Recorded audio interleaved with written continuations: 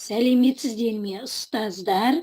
Бүгін мен сіздерге керемет сайтты таныстырайын деп тұрмын. Бұл Slides Mania деп аталатын сайт. Ол үшін Google-ға кіреміз. Google-ға кіргеннен кейін осы жерге Slides Mania деп жазатын боламыз. Міне slidesmania.com деп жазамыз. Осы кезде бізде міне осындай бет ашылады. Slidesmania-ға қош келдіңіз деп тілін ауыстырып аламыз. Қазақшада тұр менде. Бұл жерде бұл сайтқа ешқандай тіркелудің қажеті жоқ. Бұл жерде дайын біздің сабақтарымызға, ашық сабақтарымызға немесе түрлі іс-шараларға арналған көптеген слайд шаблондары бар. Соны алып қолдансаңыздар болады. Тегін қолдана бересіздер, ешқандай тіркелудің қажеті жоқ. Енді осы жерге қарасаңыздар, міне Slidesmania-ға қош келдіңіз деп қазақша шығарып тұр. Тегін шығармашылық, PowerPoint үлгілері және Google Slides тақырыптары презентациялардан әлде қайда көп дейді. Енді осының төбесіне жоғарғы жағына қарасаңыздар, міне барлық шаблондар, білім, ресми, көңілді, қарапайым, кәсіби, танымал деген бөлімдері бар. Осы жерде білім дегенге кірсек, білімнің ішінде білім жинақтары, интерактивті шаблондар, ноутбук стилі, манипуляторлар, ойындар, түрлі тақырыптары берілген. Мысалы, ойындар дегенге кіріп көреміз. Енді кірген кезде міне өздеріңіз көріп тұрғандай түрлі бізге ойынның шаблон үлгілері көрсетіліп тұр. Осы жерден қалағанымызды аламыз. Дайын презентациялық шаблондары қалағанымызды аламыз. Ол бізге PowerPoint болып компьютерімізге жүктеп аламыз да, ары қарай оны өзіміз керегімізше түрліше етіп өзгертіп қоя береміз. Бұлайша айтқанда, PowerPoint-та отырып, уақытты кетіріп, PowerPoint-та жаңағы слайдтарыңызды жасап отырмайсыздар. Тура осы жерде дайын үлгіде жасалған шаблондарды тек компьютерлеріңізге жүктеп ала қоясыздар, болды. Содан ары қарай өздеріңіз өңдеп, ары қарай құрастыра бересіздер. Енді осы жерде қарап тұрсаңыздар, түрлі шаблондар бар, берілген. Мысалы, интерактивті көңілді және түрлі түсті карточкалар үлгісі дейді. Дөңгелекті айландырыңыз, PowerPoint бағдарламасына арналған тегін айландыру үлгісі. Міне түрлі бізге шаблондар берілген. Осының ішіндегі кез келген біреуін қазір сіздерге біреуін көрсетейін. Енді мысалы осы жерде мынау бір шаблонды таңдап алайын. Интерактивті көңілді және түрлі түсті карточкалар үлгісі. Осының үстін бір мәрте шертемін. Бір мәрте шерткеннен кейін мені бізде жалпы бұл шаблонмен қалай жұмыс істеу керектігі туралы жерге қысқаша жазылған. Сабақты қайталауға дайынсыз ба? Осы тегін интерактивті флеш-карта үлгісін пайдаланыңыз дейді. Барлық түстерді тақырыпты өңдеу және тақырып түстерін өзгерту арқылы жаңартуға болады. Бұл үлгі презентация режимінде пайдаланылады. Оны шарлау үшін флеш-картадағы сандарды басыңыз және оның артқы жағын көру үшін қисық көрсетілгені басыңыз. Көрсеткені қайтадан бассаңыз, ол сізді флеш-картаның алдыңғы жағына қайтарады. Енді мына жерде бассаңыздар, осы жерде жалпы қалай жүзеге асатын туралы қысқаша түсіндіріп кеткен, қалай жұмыс жасау керектігі туралы. Енді біз қазір осыны өзіміздің компьютерімізге жүктеп аламыз. Төмен қарай түссек, осы жерде PowerPoint жүктеп алу дегенді басамыз. Осы кезде ол біздің компьютерімізге жүктеледі. Астына қарап тұрсаңыздар, астына жүктеліп тұр. Жүктеліп жатыр. Соны басып, қазір өзіміздің компьютерімізге оны шығарып аламыз. Және жүктеліп болды, үстінен бір мәрте шертеміз. Және өздеріңіз көріп тұрғандай кәдімгі PowerPoint-та жасаған дайын шаблондар. Егер біз бұны өзіміз жасайтын болсақ, әрине PowerPoint-та отырып, бұның әрқайсысын фондарын, суреттерін қойып шығу керек болады. Ал енді бұл жерде осы сайтта тегін дайын шаблондарды өзіміздің компьютерімізге жүктеп аламыз. Енді осы жерден сұрақтарымызды құрастырсақ болады. Мысалы, жалпы мына жерде түсіндірмелер жазылып кеткен, қалай жұмыс жасау керектігі туралы. Енді бірінші мына жерден бастаймыз. Мысалы, сұрақтарымыз шығу керек бұл жерде, иә?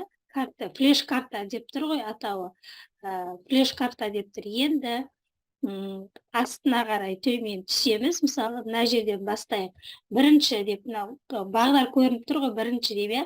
Енді осы жерге, мысалы, өзіміз мына жерді бассақ, үстін басқан кезде, иә, осындай шығып тұр. Осы жердің барлығын біз өзіміз өшіріп, өзіміз қалауымызша сұрақтарымызды қоя берсек болады. Мысалы, бір деген жерде бірінші сұрағымыз шығатын болсын, иә. Енді осы жерге, мысалы, сұрағымызды жазайық. Мысалы, бірінші сұрақ.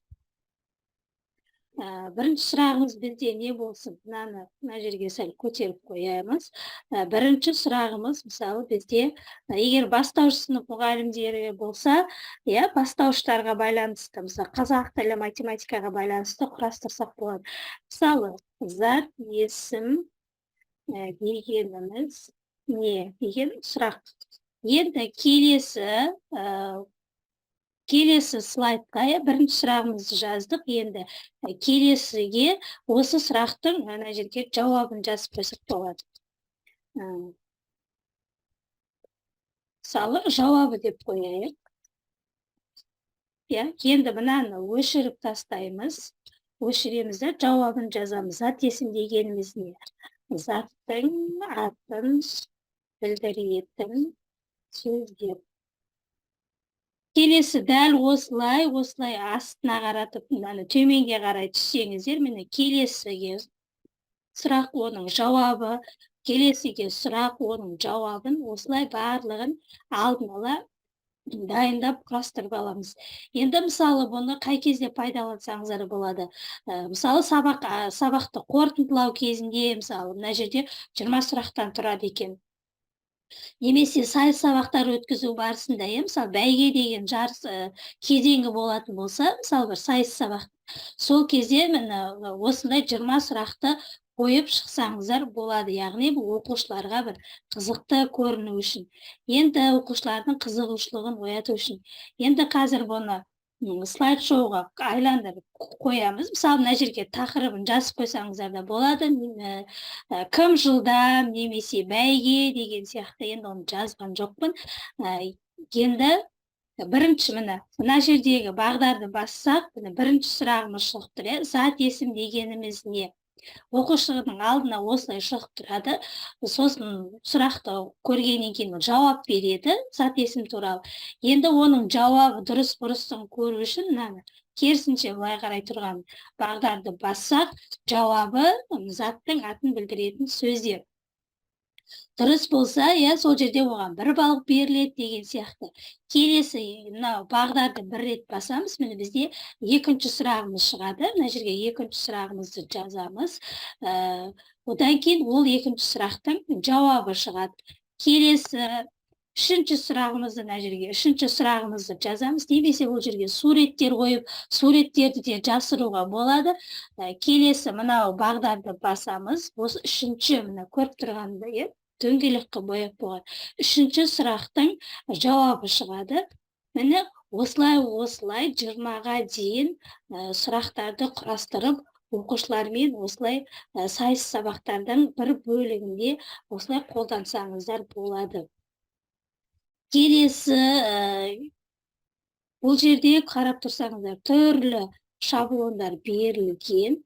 Енді тағы біреуін көрейік, қазір тағы біреуін көреміз. Мысалы, мен өзімнің жаңағы қолданғандарымды сіздерге көрсетейін. Мысалы, мына жерде мынау дөңгелекті айландырыңыз PowerPoint бағдарламасына арналған тегін айландыру үлгісі. Міне оның үстіне бір рет басамыз. Басқан кезде бізге жалпы осы шаблонмен қалай жұмыс істеу керектігі туралы мына жерде қысқаша жазып кеткен. Бетеді. Ол 6, 12 немесе 24 опцияға арналған 3 түрлі айландыру дөңгелектермен бірге келеді.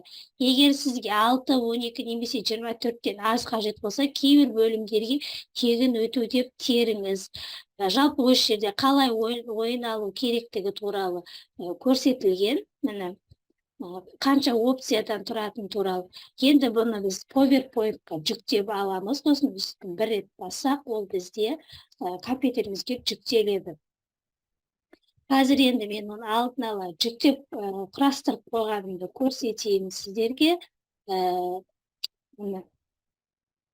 Тура жаңағыдай компьютерлеріңізге жүктеп аласыздар. Дайын PowerPoint-та сіздерге жүктеледі. Сосын оның әр слайдын өздеріңіз қалауларыңыз бойынша өзгерте бересіздер.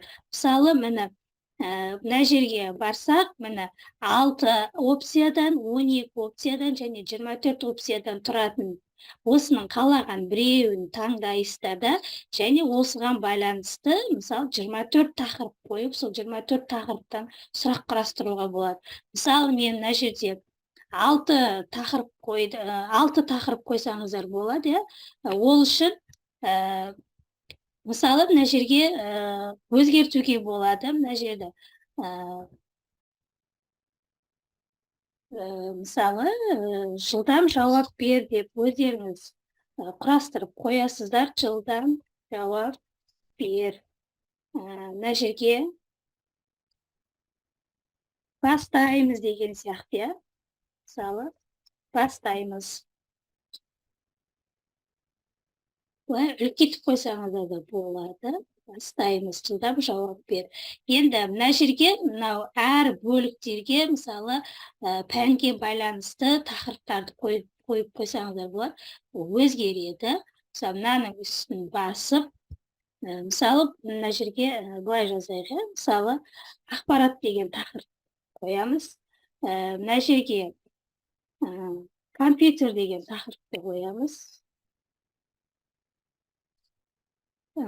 Келесі, мына жерге мысалы қандай вирус дегенді қоя салайық. Дәл осылай мына жақтарын бәріне тақырып қойып шығамыз. Енді келесі, міне бірінші мына жерде, мына жерге біз бірінші мына жақты көріп аламыз. Қандай тақырып қойдық? Ақпарат деген тақырып қойдық. Енді оны мына жерге жазамыз. Ақпарат деп жазамыз. Осы ақпарат тақырыбындағы мына жерге сұрақтарымызды қоямыз, мысалы 4 сұрақ, 5 сұрақ деген сияқты. Мысалы, бірінші сұрағымыз ақпараттың өлшем бірліктері. Екінші сұрағымыз санын алдына 1, 2 деп қоймай қойсаңыздар да болады. Екінші сұрағымыз ақпараттың қандай түрлері бар. Міне бұл жаңағы ақпарат тақырыбындағы. Келесі мына жерден көріп аламыз. Екінші компьютер тақырыбында екен құрастыратынымыз. Екінші Apple дегенді өшіріп тастаймыз да. Келесі тақырыбымыз бізде компьютер. Енді осы компьютер тақырыбына байланысты мына жерге сұрағымызды қоямыз. Мысалы, компьютер дегеніміз не? Өздеріңіз пәндеріңізге байланысты кез келген сұрақтарымыз 4 сұрақ, 5 сұрақ, 3 сұрақтардан қоя берсеңіздер болады. Келесі тақырып менде мына жерден көріп аламыз. Ақпаратты қойдық, компьютерді қойдық. Келесі менде вирус екен. Мына жерді өшіріп тастаймыз. Тура жаңағыдай әрекет.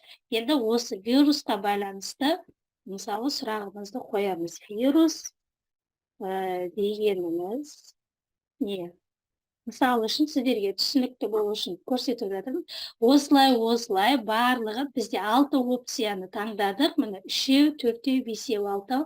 Әрқайсына осылай мына жерін бассаңыздар, міне мына өзі өзгере береді. үстінен бір басамыз да жаза береміз. Бұл жерде қатып қалған бір қағида, мынау шаблондардың тек қана мынандай үстін басқан кездегі мәтіндерін ғана өзгертеміз, ал мынау өзінің шаблонның ішіндегі мынау бейнелерді өшіріп тастауға болмайды.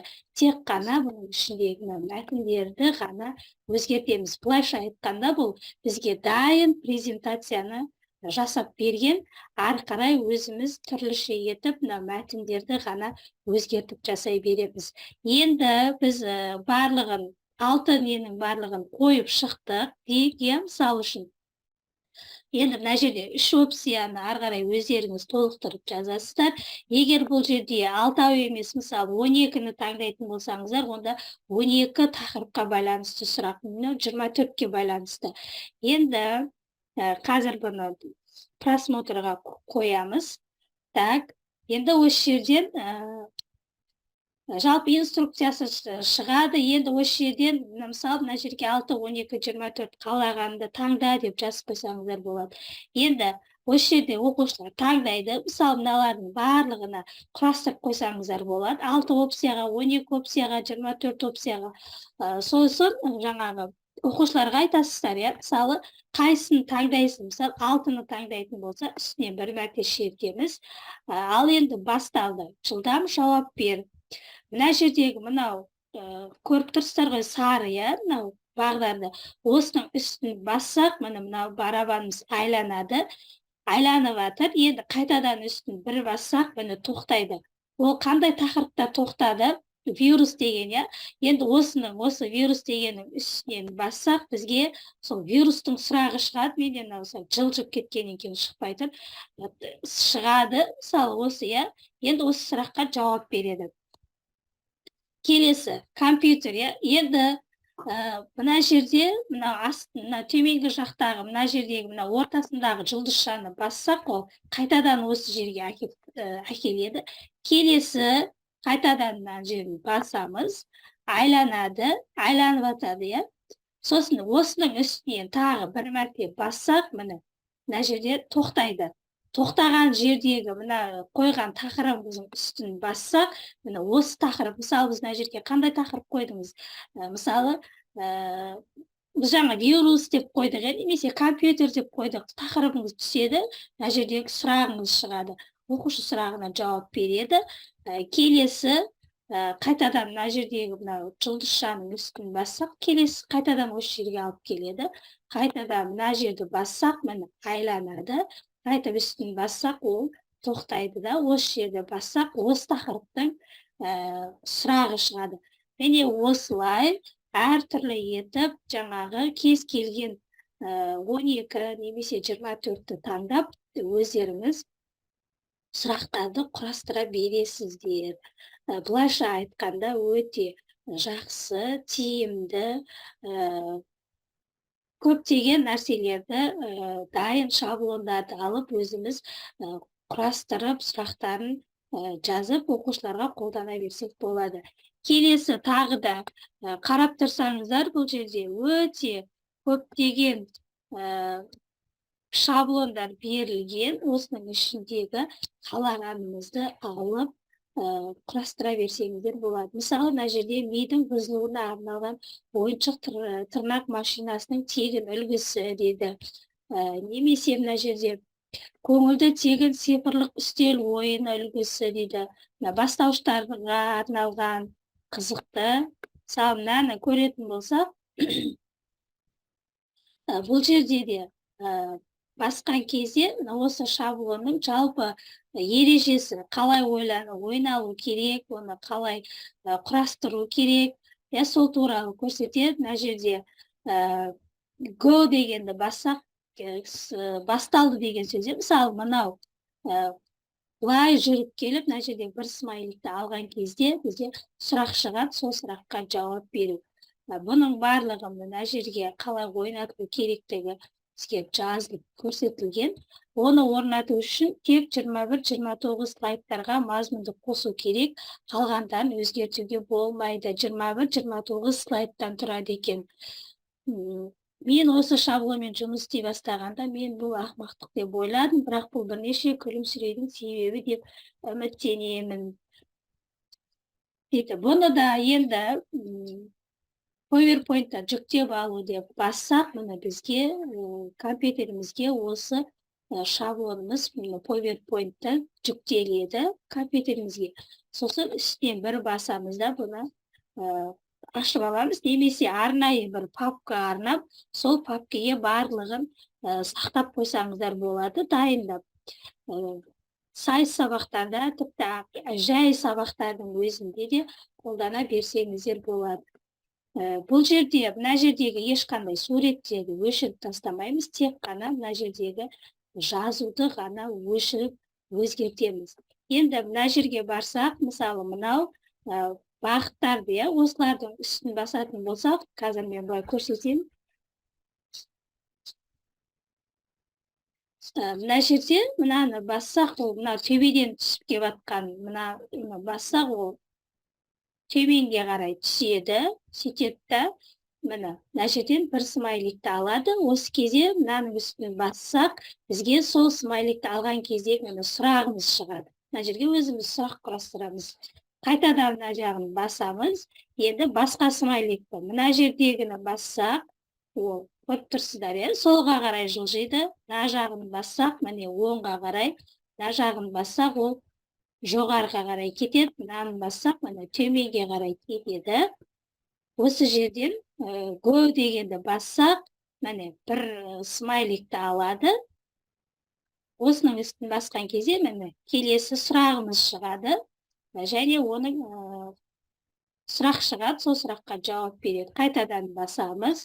Және осылай дайын шаблондарды, дайын берілген шаблондарды өзіміз түрлі сұрақтарымызды, тапсырмаларымызды қойып, құрастырып шыға берсек болады. Жалпы сіздерге ұнады деген ойдамын. Кәделеріңізге жаратыңыздар, сабақтарыңызда пайдаланыңыздар. Менің каналыма тіркеліп, комментарий бөліміне өз пікірлеріңізді жаза кетіңіздер. Сау болыңыздар.